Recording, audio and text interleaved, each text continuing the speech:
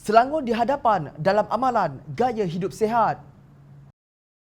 Tindakan kerajaan negeri Selangor mengharamkan merokok termasuk rokok elektronik dan minum minuman keras di taman awam di seluruh negeri ini berkuat kuasa pada 14 Julai 2020. Wajar dijadikan contoh kepada negeri-negeri lain, kata Ahli Dewan Undangan Negeri Meru, Muhammad Fakrul Razi Mokhtar.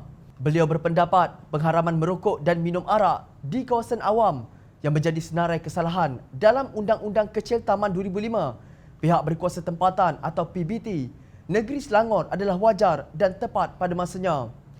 Lebih lagi, Selangor menjadi negeri yang pertama di Malaysia yang melarang meminum arak dan merokok di taman-taman permainan serta taman-taman rekreasi di seluruh negeri, ujarnya dalam satu kenyataan.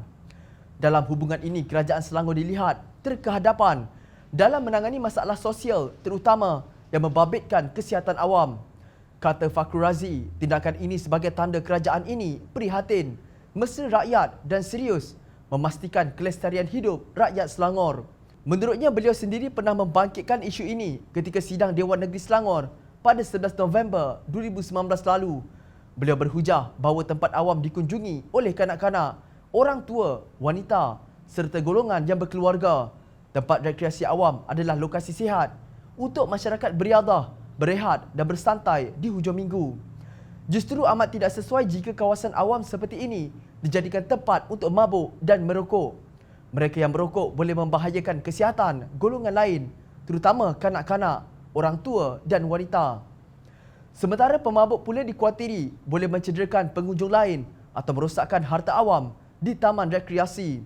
Sisa rokok dan botol atau tin arak yang dibuang di berata-rata tempat pula sangat mencemarkan dan menjijikkan pandangan, tegas Fakrul Razi. Mengulas lanjut, Fakrul Razi berkata, dalam keadaan Malaysia sedang diambang pemulihan dari COVID-19, udara dan persekitaran khususnya di taman awam mestilah bersih dari pencemaran. Oleh itu, kualiti udara sekitar kawasan awam itu hendaklah selamat dari pencemaran oleh asap dan sisa rokok yang dibuang merata-rata, ujarnya. Beliau pasti pengunjung pusat awam akan merasa selesa dan tenang tanpa kehadiran perokok dan peminum arak. Juga dibimbangi amalan mereka menjadi ikutan kepada kanak-kanak dan remaja yang berada di kawasan sekitar. Beliau berhujah, apa yang membanggakan di saat negeri lain menduduh negeri-negeri kerajaan Pakatan Harapan sebagai liberal, sekular, sosialis dan pro penganjuran program mungkar, pengumuman exco kerajaan tempatan, pengangkutan awam dan pembangunan kampung baru, Eng Zihan, membuktikan bahawa kerajaan Selangor tidak bertoleransi terhadap kemungkaran dan apa juga perkara yang mengundang kemudaratan kepada masyarakat termasuk dari segi kesihatan dan sosial. Tegas Fakrul Razi yang juga seorang ustaz, negeri Selangor yang mempunyai penduduk berbilang agama, bangsa dan budaya ini sepakat menolak arak dan rokok sebagai amalan biasa dalam masyarakat di tempat awam. Justru ini menolak tomahan bahawa para pemimpin Pakatan Harapan tidak bersedia mengharamkan arak, katanya.